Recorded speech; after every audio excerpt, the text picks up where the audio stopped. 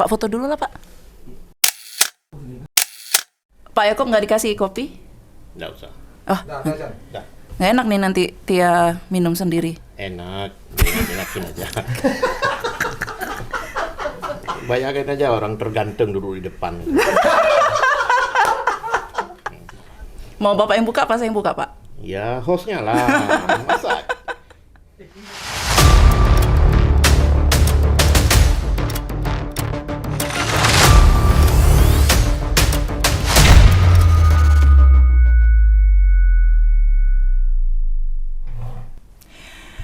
Halo, selamat pagi, siang, sore, dan juga malam. Assalamualaikum rekan pembangunan. Bapeda Aceh, Bacrit.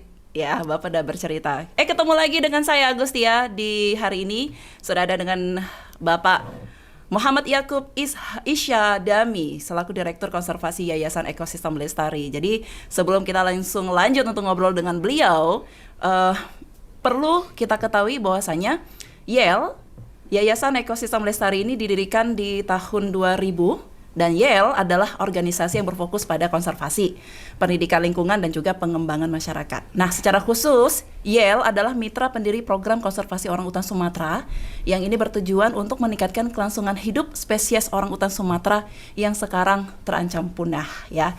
Jadi apa nih hubungannya dengan Pak Yakub dan juga tema kita di hari ini Rakan, perubahan iklim dan dampaknya terhadap sosial ekonomi serta pembangunan Aceh. Sapa langsung ke Pak Yakubnya. Selamat pagi Pak. Pagi, Assalamualaikum warahmatullahi wabarakatuh. Sehat? Alhamdulillah. Lagi sibuk apa nih Pak? Oh, sibuk selalu banyak. Namanya ngurusin banyak orang, ngurusin orangutan, orangnya juga gitu ya, pasti selalu. Kalau nggak sibuk ya kita harus menyibukkan diri. Biar apa? Biar lemak nggak nambah. Oke Pak, terima kasih banyak sudah hadir di lantai 3 ruang Bacrit Bapeda bercerita. Biasanya duduknya kita di bawah gitu Pak ya. Sekarang di studio barengan Bapak di sini sambil ngopi. Bapak udah dikasih kopi belum hari ini? Sudah kebanyakan. Sudah kebanyakan kopi. Oke, rekan pembangunan jangan lupa subscribe, like, dan juga komen di YouTube kita di Bapeda Aceh dan juga semua akun sosmed, Facebook, Instagram, Twitter ya. Agak sedikit yang ngos-ngosan nafas saya ya, soalnya jalan-jalan terus hari ini. Baik Pak Yakub, ya ini Bapak sebagai Direktur YEL yang juga sangat dekat dengan alam dan ribuan keindahan yang dimilikinya. Boleh dong Pak cerita pengaruh iklim terhadap kelangsungan hidup hewan di dalamnya itu seperti apa? Baik, mungkin mulai sedikit biar kenal ya. Iya. Karena sering keliru menyebutkan nama yayasan kami. Jadi yayasan ini dibentuk tahun 2000, Yayasan Ekosistem Lestari, salah satu mitra KLHK yang khusus mengurusi konservasi orangutan di landscape Sumatera. Jadi kita ada bekerja di 2 provinsi, Aceh dan Sumatera Utara. Kemudian kita juga punya mitra di Bukit 30, Provinsi Jambi. Nah, khusus untuk yang di Sumatera bagian utara, kita bekerja di 3 landscape yang dikenal mungkin ya Selawah Ulu Masin, kemudian Luser dan Batang Toru di Tapanuli. Kita punya program ada yang konservasi itu di bawah payung namanya Sumatran Orangutan Conservation Program. Itu saya kebetulan dipercayakan untuk menjadi direkturnya. Kemudian kita juga punya program yang pendukungnya lebih ke bagaimana membangun model pendanaan berkelanjutan ya, termasuk pendampingan kopi, konservasi, buffer protection untuk perlindungan kawasan penyangga tapi menghasilkan ekonomi bagi masyarakat gitu. Itu juga bagian dari memperkuat tema yang akan kita bahas dalam hari ini. podcast hari ini. Terima kasih. Ya. Baik, untuk yang perubahan iklim ini kan menjadi topik yang suka tidak suka harus menjadi bahasan setiap hari karena itu berkaitan dengan semua aspek kehidupan kita, terutama terkait dengan sumber-sumber utama kehidupan air, pangan, kemudian juga aspek kesehatan lingkungan, energi dan lain-lain semuanya. Terima nggak terima juga ini sudah berubah. Jadi intinya bukan menolak perubahan, tapi bagaimana kita membangun kesiapan dan merumuskan, mempersiapkan terutama masyarakat kita itu untuk strategi antisipasinya. Itu jauh lebih penting. Nah, kenapa ini menjadi topik hangat? Itu dibahas sejak 1990. Kebetulan saya punya rentang histori sejak tahun itu. Dulu masih jadi anak sekolah lah ya kira-kira. Karena background saya memang di applied meteorology, jadi di agrometeorology. Jadi itu salah satu jurusan di Bogor yang mempelajari tentang meteorologi, cuaca, iklim. Konteks Aceh ini menarik. Kalau kita lihat mungkin juga jarang didiskusikan secara langsung. Kalau kita lihat keterkaitan fakta perubahannya terutama ya. Kita punya hutan bagus, laut masih sangat bagus, interaksi secara lokalnya juga bagus, tapi dalam kondisi itu juga dampaknya juga secara pasti terus terjadi. Nah ini di sini mungkin nanti kita coba lihat di mana missing atau gap intervensi kita, terutama dari pemerintah Aceh lah, khususnya Bapeda lah yang dimandatkan untuk menjadi planning agensinya. Kalau kita lihat pola perubahan iklim ini sudah jauh berubah. Misalnya dulu kan di kita itu misalnya hujan itu, ciri khas hujan di Aceh itu dia selalu 2 puncak. Di tahun 70-an itu masih puncak pertama itu sekunder istilahnya Maret, April, Mei, kemudian puncak kedua itu nanti Oktober, Desember sampai Desember gitu. Nah ini kita bisa lihat dampak yang lebih nyata adalah angkanya kejadiannya sama-sama. Misalnya contoh di beberapa lokasi kita itu angkanya sama-sama 4. Kalau dulu 4 tahun sekali, sekarang 4 kali setahun. 4 kali dalam setahun. Nah, jadi sama-sama angkanya 4. Nah, Singkil lebih seru lagi misalnya Sungai Alas itu dulu 6 tahun atau 5 kali 1 gitu. Nah sekarang kebalik, tetap angka 5 kali 1, tapi posisinya aja berubah. Yeah. Jadi dulu 5 kali dalam 5 tahun sekali, sekarang 5 kali dalam setahun. Dalam setahun. Nah itu membawa situasi yang cukup miris buat kita. Kita memang baru masih riset permulaan dengan tim di Bapeda ini juga dan tim USK. Kita menggunakan artificial intelligence juga, kecerdasan buatan untuk menganalisis itu. Kita temukan fakta bahwa konsentrasi sebaran penduduk miskin di Aceh itu sangat besar ada di kawasan yang secara berulang itu terdampak banjir. Itu artinya sudah sekian jauh dampak perubahan iklim di Aceh terhadap kehidupan atau tatanan sosial ekonomi masyarakat kita. Betul. Nah, kalau kita mau cerita itu, lalu apa yang dipersiapkan oleh pemerintah Aceh untuk intervensikan itu menjadi menarik pertanyaannya gitu. Jadi misalnya selama ini kita intervensi kemiskinan misalnya, apakah sudah tepat nggak belum? Nah, itu menjadi pertanyaan berikutnya gitu. Kalau belum tepat apa yang seharusnya? Nah, kalau kita lihat siklus energetik bencana yang ada di Aceh itu hampir sebagian besar selain gempa dan tsunami lah ya. Sisanya itu hampir semuanya kan driver utamanya itu hidrometeorologis. Artinya begini, dia disebabkan oleh komponen iklim, komponen hidrologi, dan komponen geologi gitu. Nah, itu kalau kita lihat tanah longsor, banjir bandang, banjir rob. Rob itu bagian dari laut ya. Itu mungkin walaupun ada tapi itu relatif kecil. Tapi yang tadi banjir bandang sama banjir genangan tadi atau banjir permukaan itu sangat-sangat intens terjadi. Dan itu dampaknya kan simultan dia. Kita bayangkan saja misalnya kita masyarakat, dan itu menurut saya penting untuk ke depan itu harus dihitung oleh pemerintah. Selama ini kan pemerintah hanya menghitung kemungkinan aset publik. Jadi infrastruktur, gedung pemerintah selama jalan. Jarang kita misalnya hitung sampai ke kehilangan aset private-nya masyarakat. Pelaksana sekolah, baju, sandang pangan yang ada di rumah segala macam itu. Nah, kita bisa bayangkan kalau itu berulang. Belum lagi kalau dengan lahan usaha, misalnya tambak atau sawah misalnya. Saat ini baru ditanam, habis itu kering. Itu bagian dari hidrologis juga. Nanti begitu selesai musim hujan, nggak jadi panen karena tergenang air. Gagal panen. Gagal panen segala macam. Jadi kalau itu terus berlangsung, itu bisa kita bayangkan 3 tahun akan seperti apa ekonomi rumah tangga itu. Tapi kan ini udah lebih dari 3 tahun kan Pak? Nah, jadi bisa dibayangkan, makanya tingkat kekritisan masyarakat secara ekonomi, dan itu akan semakin menurunkan resiliensi kalau bahasa bencananya itu, daya tahannya, itu sudah boleh dibilang udah nggak mampu bangkit sebenarnya. Nah, karena itu apapun yang saat ini kita intervensi, kalau hanya sekali tidak menyelesaikan masalah. Gitu. Belum lagi tempatnya. Yeah. Nah, kemudian dalam konteks ini juga biasanya kan kita mengintervensi itu kok jadi serius ya? Saya berasa kuliah nih soalnya. Tapi nggak apa-apa loh Pak. Ya, tapi memang harus ini karena supaya kita yang kita hadapi ini karena salah satu sunnah Rasul ya, yang terkait menangani kaum duafa lah. Jadi di kita itu seringnya kita intervensi banyak, misalnya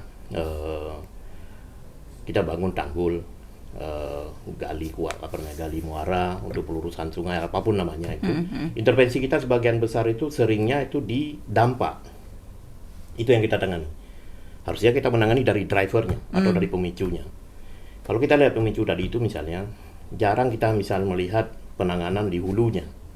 Bahwa ada das yang sudah rusak di hulunya, itu nggak kita tangani, tapi mungkin ada rencana, dananya tidak tersedia. Iya. Itu juga bagian yang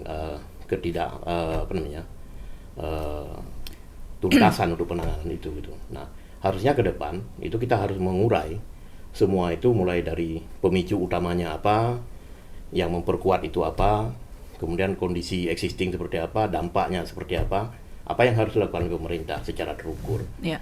Nah, ini mungkin dalam konteks tata kelola ya. Tapi dalam hal lain, menurut saya menjadi menarik juga. Kami sering melihat, nah ini cerita tentu kenapa kami dari CSO atau dari LSM ini punya peran penting saat ini untuk bisa berkontribusi sesuai dengan kemampuan. Pemerintah kan biasanya intervensi itu karena undang-undang keuangan kita kan berbasis tahunan ya. RAPBA setahun, jarang yang bisa multi-year, apalagi untuk yang kegiatan pemberdayaan. Gitu. Nah, ini yang menurut saya menarik di situ. Nah, kami teman-teman di LSM mungkin sebagian corporate yang punya program yang sama, kita mencoba mendampingi masyarakat itu karena kita kan multi-year kerjanya. Yeah. Day by day, berkelanjutan segala macam. Nah, itu juga mungkin menjadi menarik kolaborasi yang kita bangun terutama di Bapeda Aceh ini kan kita mengajak LSM ikut serta, kemudian nanti korporasi juga, perusahaan juga ikut, sehingga semua pihak jadi bermitra secara strategis dan operasional. Nah, ini juga yang kemudian kita balik ke tujuan pembangunan berkelanjutan itu. Kenapa kami ada di sini Bapeda hari ini? Itu karena tujuan yang ke-17. Tujuan yang ke-17. Nah, tujuan yang ke-17 itu adalah kemitraan untuk mencapai 16 tujuan yang lain. Jadi kemitraan itu kuncinya di situ. Okay. Nah, balik ke isu perubahan iklim tadi. Jadi kita sekarang bisa mengurai, sudah lebih kurang 3 tahun terakhir kita melakukan riset, kolaborasi dengan Bapeda, dengan instansi terkait di Aceh, mitra LSM dan swasta juga, sebagian. Nah, kita ingin mengurai masalah tadi. Mana yang menjadi pemicu utama? Nah, kemudian mana yang menjadi pemicu penguat dari situ? Lalu apa pemerintah melakukan? Nah, kalau kita lihat misalnya mekanistiknya itu, karena saya orang fisik biasanya melihat secara mekanistik, kita lihat misalnya proses terjadi banjir tadi itu. Itu pertama ada kerusakan di kawasan hulu. Salah satunya, bukan semuanya, salah satunya itu ada degradasi tutupan hutan, bisa karena illegal logging atau karena kerusakan lainnya. Lalu bisa juga yang disengaja arealnya di area tertentu tapi tidak konservasi lahannya kurang diperhatikan.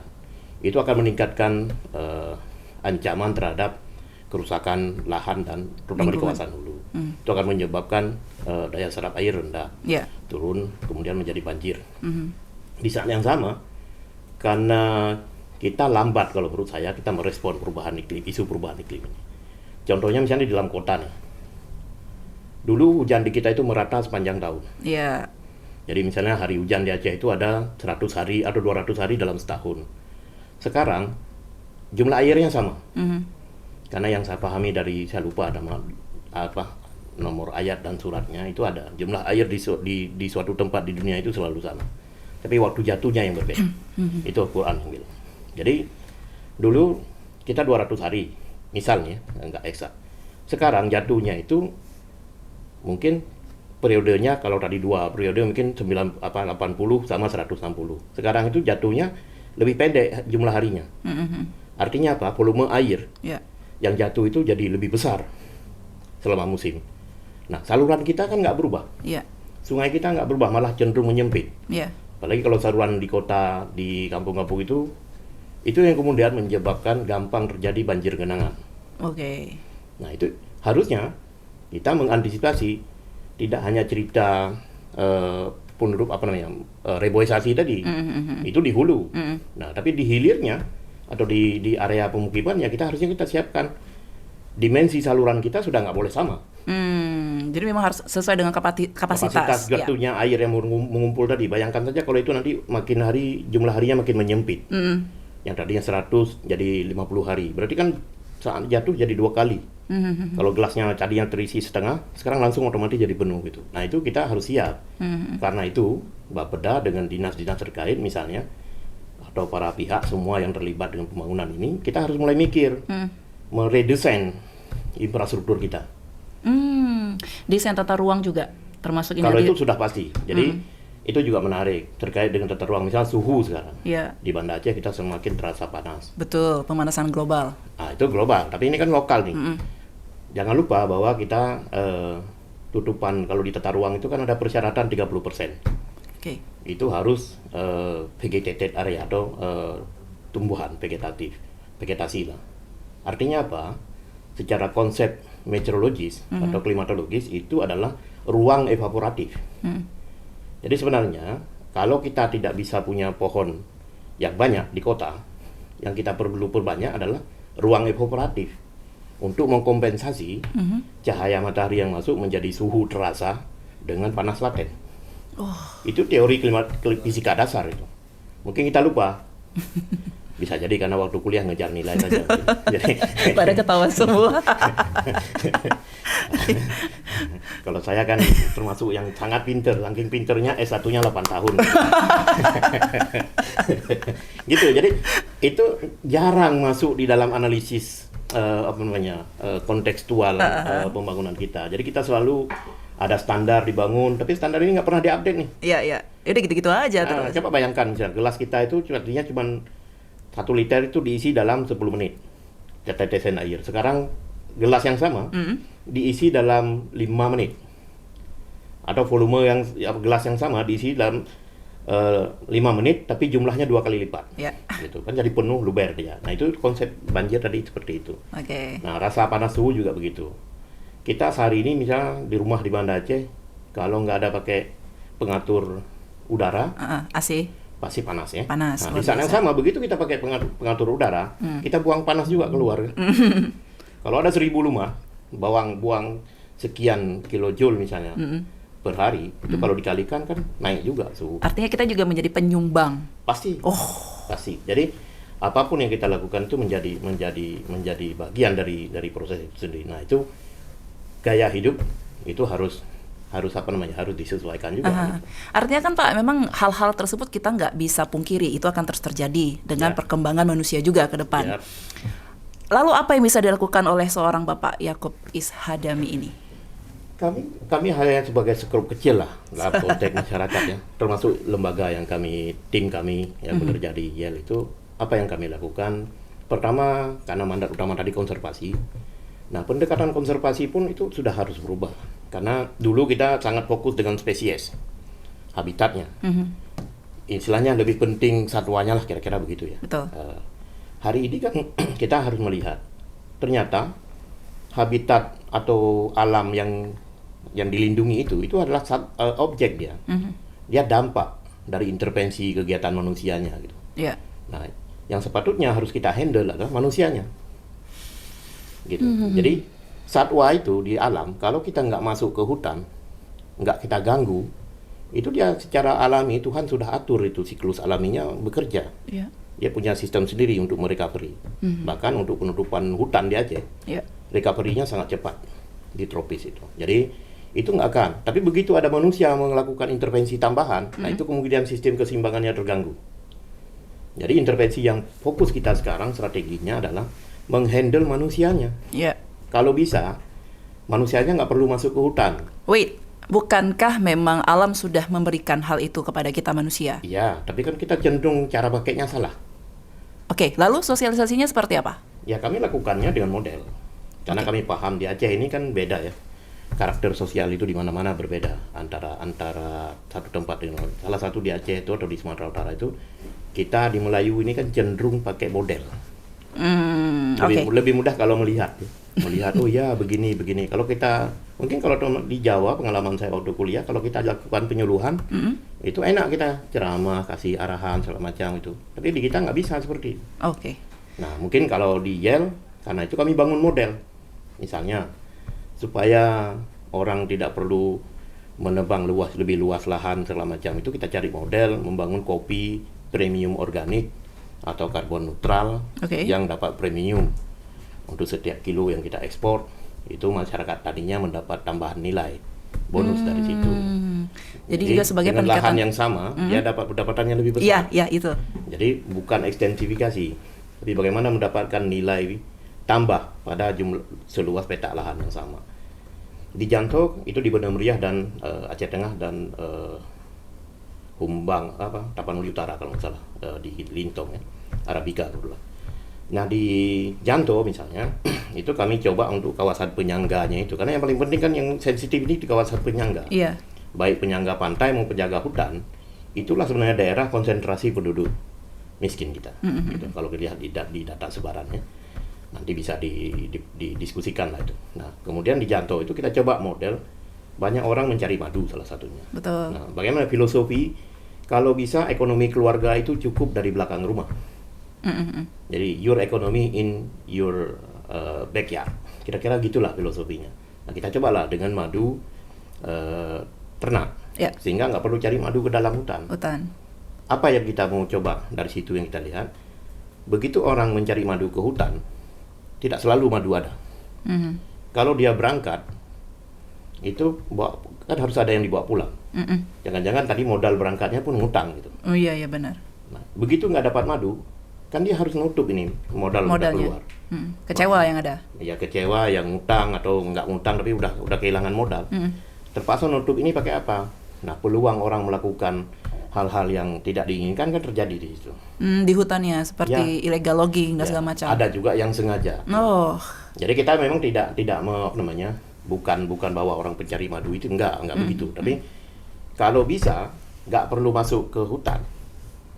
Mereka dari luar ekonominya cukup, kan lebih enak, bisa salat jamaah kalau dari orang muslim dengan keluarganya. Kalau berada di hutan kan dia bisa semalaman di hutan macam jauh, hujan basah, keluarga terabaikan. Nah itu dia. Jadi kalau bisa dari sekitarnya bisa ekonominya bisa hidup, kan nggak perlu capek-capek ke hutan. Nah itu yang kita bangun dengan model budidaya madu.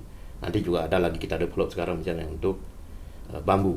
Nah, bambu ini salah satu ide kami untuk juga di samping kita membangun alternatif bahan bangunan pengganti kayu, tapi di sana yang sama kita juga mau menyelesaikan konflik gajah. Gitu. Jadi kita multi targeted goal lah ya. Nah, sehingga itu harus berbasisnya bisnis. Jadi bukan apa ya, bantuan.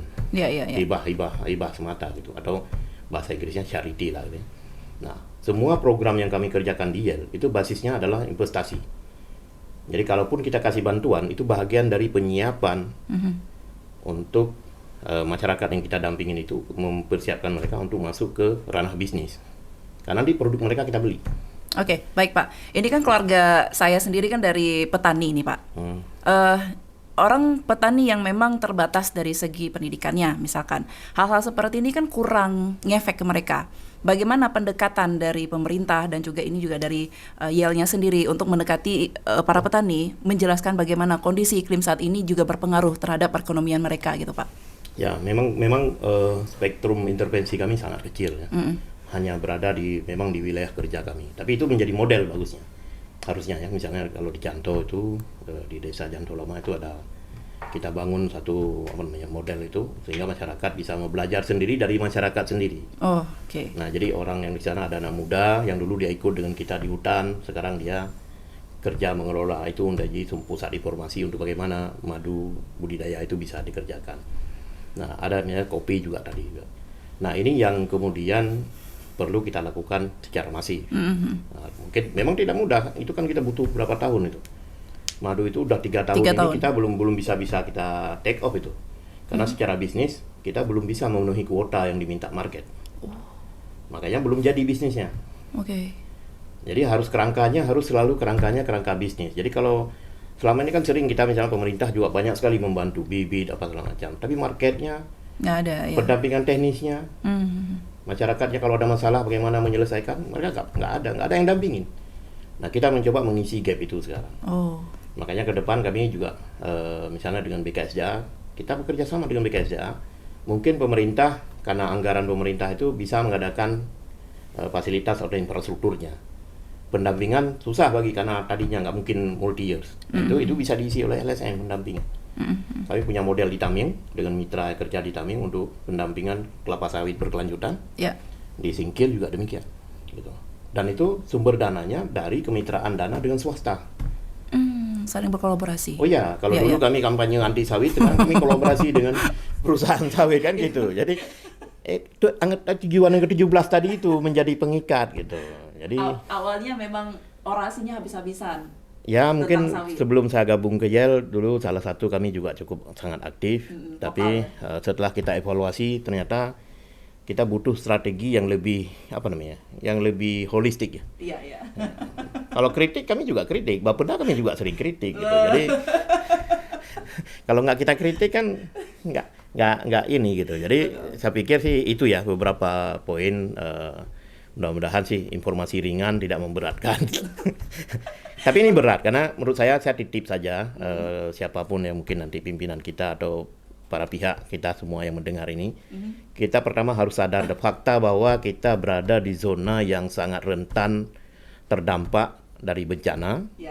Dan itu salah satu driver utama kita itu adalah perubahan iklim.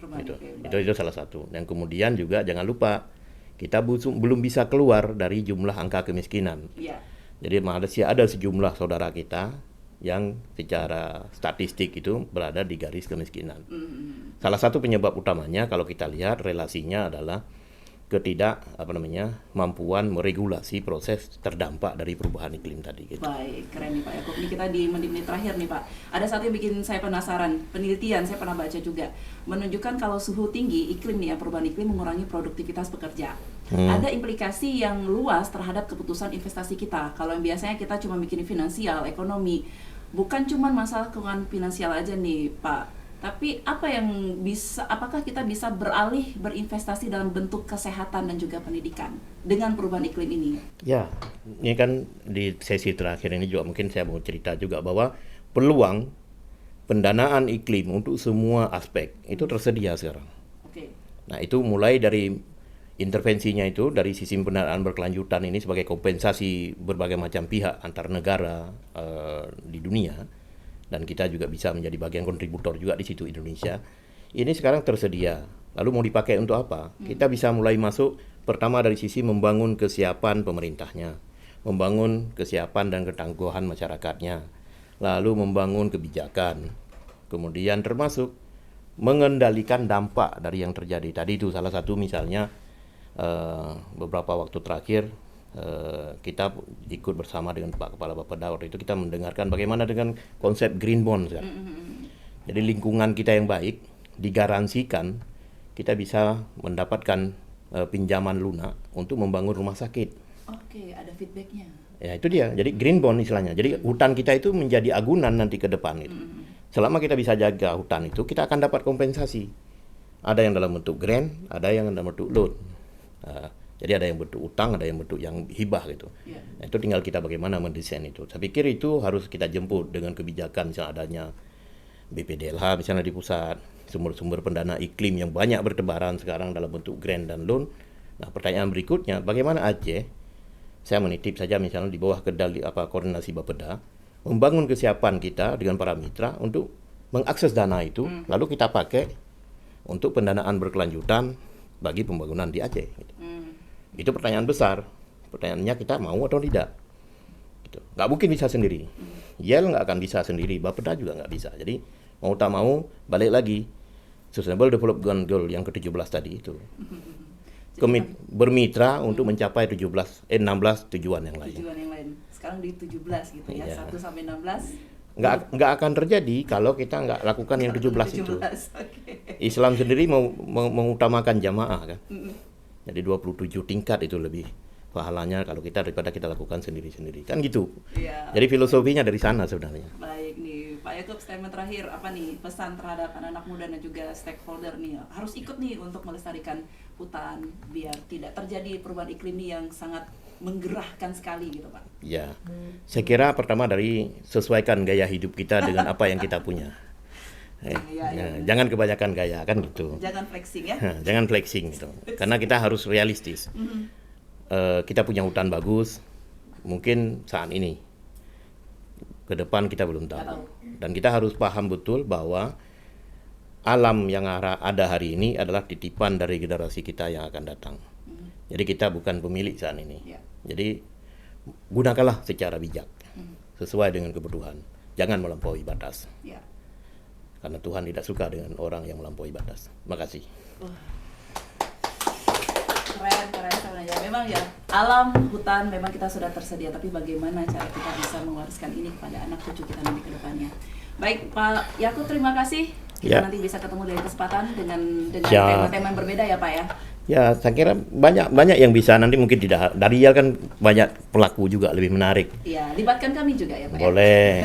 Okay. Sekali take-nya di lapangan juga menarik. Oh, dengan senang hati. Kami menunggu undangan dari Pak Yakub ya. Okay. Baik, rekan pembangunan, terima kasih banyak. Jangan lupa subscribe, komen ya, dan juga apalagi yang bisa kita bahas nanti ke depan dengan narasumber, bolehlah nanti sedikit komennya mau dibahas tentang apa ini, pengen diundangnya siapa gini ya. Oke, kita pamit. Assalamualaikum, sampai jumpa. Selamat beristirahat. Assalamualaikum. Assalamualaikum warahmatullahi wabarakatuh.